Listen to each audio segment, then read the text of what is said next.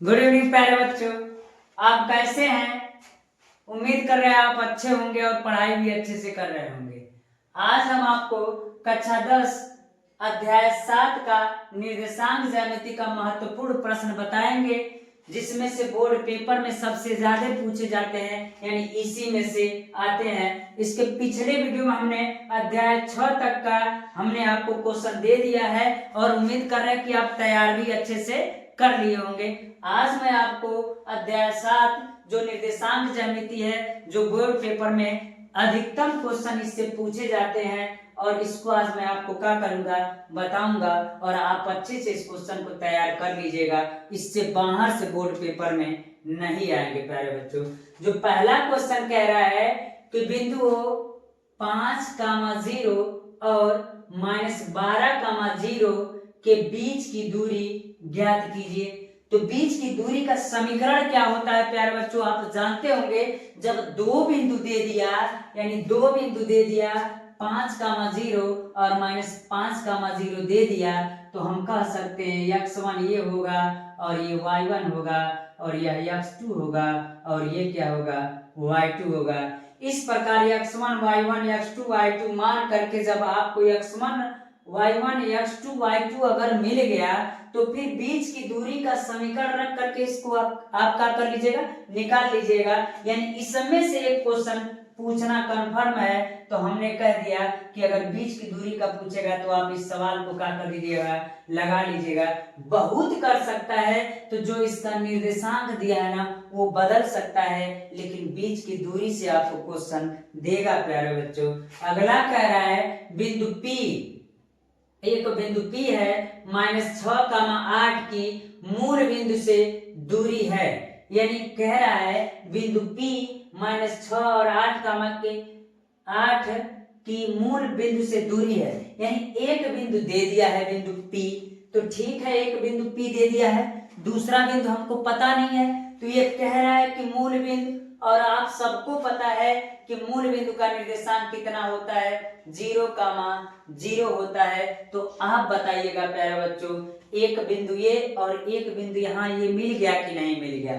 फिर जब दो बिंदु मिल गया, तो दो बिंदुओं के बीच की दूरी का समीकरण का फार्मूला रख करके क्या इनके बीच की दूरी को आप ज्ञात नहीं कर सकते हैं। तो ये भी क्वेश्चन सेम टू सेम ऐसा ही है, लेकिन इसमें आपको दूसरा बिंदु दिखाई नहीं दे रहा है, लेकिन ये मूल बिंदु जब कह दिया तो आप समझ लीजिएगा कि मूल बिंदु क्या होता है, मूल बिंदु का निर्देशांक क्या होता है। तो हम कहेंगे जब x अक्ष और y अक्ष को बनाया जाता है, तो ये वाला जो होता है बिंदु, इसको हम क्या कहते हैं, तो इसको हम मूल बिंदु का निर्देशांक कहते हैं, जिसका 0,0 मान होता है। अगला कह रहा है x अक्ष पर एक बिंदु, जो बिंदु इतना a यानी एक बिंदु है 2,-5 और b जो है -2,9 से समदूरस्थ है, तो इसका निर्देशांक ज्ञात कीजिए। अरे बच्चों, ये क्वेश्चन मोस्ट इंपॉर्टेंट है आपका। इसमें अगर कहा जाए तो समदूरस्थ की बात कहेगा,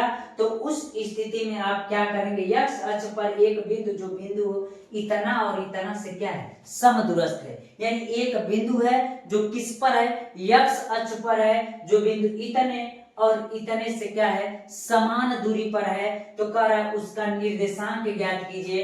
यानी कोई बिंदु है तो किस पर है, x अक्ष पर, यानी इस x अक्ष पर है। तो कह रहा है दो बिंदु और दिया है, जो a बराबर इतना है और b बराबर इतना है। जो x अक्ष पर बिंदु है वो समान दूरी पर है, यानी समदूरस्थ है। तो कह रहा है उस बिंदु का निर्देशांक ज्ञात कीजिए। तो फिर वही वाला मान रख करके आप क्या कर लीजिएगा, उस बिंदु का निर्देशांक क्या कर लीजिएगा, ज्ञात कर लीजिएगा प्यारे बच्चों। अगला अगर कह रहा है उस बिंदु का निर्देशांक ज्ञात कीजिए, जो बिंदु हो इतना और इतना को, यानी -1,7 और 4,-3 को मिलाने वाली रेखाखंड को दो संबंधित 3 के अनुपात में क्या करता है, विभाजित करता है। यानी क्या कर रहा है, उस बिंदु का निर्देशांक ज्ञात कीजिए। यानी एक रेखा दिया है, कह रहा है उस बिंदु का निर्देशांक ज्ञात कीजिए।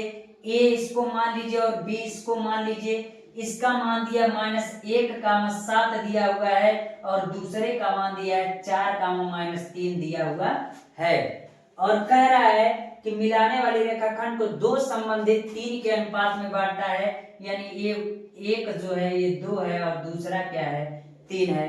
तो प्यारे बच्चों आप बताइएगा क्या हम इसको यम1 और इसको यम2 नहीं मान सकते क्या? अगर हम कहें इसको यह x1 होगा और ये y1 होगा और यह x2 होगा और यह क्या होगा y2 होगा, तो क्या हम ज्ञात नहीं कर सकते क्या कि अनुपात में विभाजित करता है? तो विभाजन का फार्मूला बताया गया है, न यह अंतः विभाजन कहा है न बाह्य विभाजन कहा है। तो उस स्थिति में आपको पता है कि अंतः विभाजन वाले में बस प्लस होता है और बाह्य विभाजन वाले में क्या होता है माइनस होता है। तो न इसमें कहा है अंतः विभाजन और न ही यह बात कहा है कि बाह्य विभाजन। तो इस समय ये जब कुछ नहीं कहा है तो आप अंतः विभाजन वाला फार्मूला क्या कीजिएगा लगाइएगा, यानी प्लस वाला फार्मूला क्या कीजिएगा लगाइएगा और उसको क्या कीजिएगा ज्ञात कीजिएगा। उम्मीद कर रहे हैं प्यारे बच्चों ये समझ में आ गया होगा, और नहीं आया होगा तो इसको आप किताब से देख करके सोल्यूशन कर लीजिएगा और आप पढ़े होंगे, आप नोटबुक से पढ़ करके देख लीजिएगा, नहीं तो फिर इसका हम सोल्यूशन बाद में बताएंगे। अगला देखिएगा बिंदु ए और बी, यानी ए का मान दिया -2,2 और बी का मान दिया 2,8 को जोड़ने वाले रेखाखंड AB को 4 बराबर भागों में विभाजित करने वाले बिंदुओं के निर्देशांक ज्ञात कीजिए। यानी यह कह रहा है कि एक रेखाखंड है, क्या है एक रेखाखंड है A और B इसका बिंदु है, यानी एक रेखाखंड मान लीजिए ये है, एक बिंदु A है और दूसरा क्या है B है, A है और दूसरा क्या है B है। तो A का निर्देशांक कितना है तो कहेंगे -2,2 है और B का निर्देशांक कितना है तो कहेंगे 2,8 है। इतना कह दिए। अब कह रहा है रेखाखंड AB को, यानी इस A और इस B को 4 भागों में विभाजित करना है। कितने भागों में विभाजित करना है 4 भागों में विभाजित करना है। तो 4 भागों में विभाजित कैसे होगा तो हम कह सकते हैं प्यारे बच्चों कि सबसे पहले अगर हम कहें कि एक इसका मध्य बिंदु का निर्देशांक ज्ञात कीजिए, तो जब मध्य बिंदु का निर्देशांक ज्ञात करेंगे तो इसका यह बिंदु पता चल जाएगा। जब इस बिंदु का मान कुछ न कुछ मिलेगा तो फिर इस दोनों इसको मान लीजिए C मान लीजिए, फिर इस दो बिंदुओं के मध्य बिंदु का निर्देशांक ज्ञात कीजिएगा तो कुछ मिलेगा कि नहीं मिलेगा। तो फिर इस A और C के बिंदुओं के बीच का मध्य बिंदु का निर्देशांक जब ज्ञात करेंगे तो आप बताइए क्या रेखाखंड को यह बिंदु 4 बराबर भागों में बांट दिया कि नहीं, 1 2 3 और 4। इस प्रकार आप लगा सकते हैं और आपको मध्य बिंदु का निर्देशांक पढ़ा दिया गया होगा, आप नोट बनाए हैं उसमें आप देख लीजिएगा प्यारे बच्चों, आसानी से हो जाएगा ये सवाल। और जरूरी नहीं है, मैं आपको आज बता देना चाहता हूं कि जरूरी नहीं है कि वह 4 भागों में बांटने के लिए कहे, ये भी कह सकता है कि आप उसको 1 भागों में विभाजित कीजिए, हो सकता है वह 3 भागों में विभाजित करने के लिए कह दे, तो आप घबराइएगा मत प्यारे बच्चों, सेम नियम लगेगा। हो सकता है एक में तो नहीं कहेगा, 2 भागों में कह सकता है तो अनुपात M1 M2 का दे देगा, नहीं तो एक खंड दे देगा, और नहीं तो अगर कहेगा कि 3 भागों में विभाजित कीजिएगा 4 भागों में, तो यही वाला नियम आप क्या कीजिएगा अपनाइएगा, जैसा कि हमने 4 भागों में क्या किया है अपनाया है। अगला क्वेश्चन देखिएगा प्यारे बच्चों, y का वह मान ज्ञात कीजिए जिसके लिए बिंदु P 2,-3 और Q 10, y के बीच की दूरी का मात्रक क्या है 10 मात्रक है, यानी बीच की दूरी का मान क्या है। ये भी आसान है प्यारे बच्चों। तो 2 बिंदु दे दिया है, एक ये दिया है, इसको मिटा के आपको बता देते हैं। ये कह रहा है कि 2 बिंदु है, एक बिंदु P है और दूसरा क्या है Q है।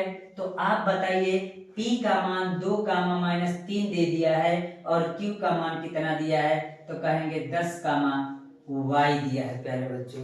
आप बताइएगा जब इतना मान दिया है और कह रहा है इनके बीच की दूरी जो है वो 10 मात्रक है, कितना है 10 मात्रक है, कितना है 10 मात्रक। इनके बीच की दूरी जब 10 मात्रक दे दिया तो आप बताइए बीच की दूरी का समीकरण रख करके इसका मान रख करके क्या आप y का मान नहीं निकाल सकते क्या प्यारे बच्चों, निकल जाएगा और आप आसानी से निकालिएगा, यानी ये क्वेश्चन भी आपका हो जाएगा। और ये भी इंपॉर्टेंट क्वेश्चन है, यानी जितना हमने क्वेश्चन दिया वो सब क्वेश्चन इंपॉर्टेंट है।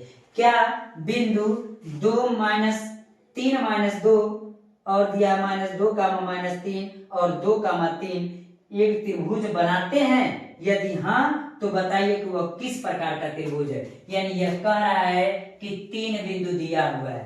कितना दिया हुआ है? 3 बिंदु दिया हुआ है। तो एक दिया है 3 2 और एक दिया है -3 -2 -3 और दूसरा दिया है 2 तीसरा दिया है 2 3। अगर हम आपको मान लीजिए, ऐसे हमने मान लिया अनुमानतः कि त्रिभुज दिया है ए बी सी दिया है और ए का मान 3 2 है और बी का मान -2 -3 है और सी का मान कितना है? 2 3 है। तब कह रहा है कि क्या ये बताइए त्रिभुज है? अगर त्रिभुज है तो कौन सा त्रिभुज है? तो आप बताइए प्यारे बच्चों, क्या दो बिंदुओं के बीच की दूरी निकाल करके आप बता नहीं सकते कि ये कितना है? फिर अगर इसका मान हम कह दे कि मान लीजिए तीनों का मान अगर बराबर आता है तो कौन सा त्रिभुज होगा? बराबर नहीं आता तो क्या होगा? क्या लंब कर्ण आधार को लेकर के कर्ण बराबर लंब का स्क्वायर धन आधार के स्क्वायर के बराबर आएगा तो समकोण त्रिभुज होगा, समबाहु त्रिभुज होगा। ये सब कंडीशन आपका पता है। यानी दो बिंदुओं के बीच की दूरी का मान निकाल करके आप क्या कर सकते हैं? ज्ञात कर सकते हैं प्यारे बच्चों। यानी इतना क्वेश्चन इस चैप्टर से आपका इंपॉर्टेंट है। उम्मीद कर रहे हैं प्यारे बच्चों आपको समझ में आ रहा होगा और इस क्वेश्चन को आप तैयार कर लीजिएगा। अध्याय 7 से इससे बाहर से क्वेश्चन आपसे नहीं पूछेंगे। आज के लिए इतना रहने देते हैं प्यारे बच्चों। धन्यवाद।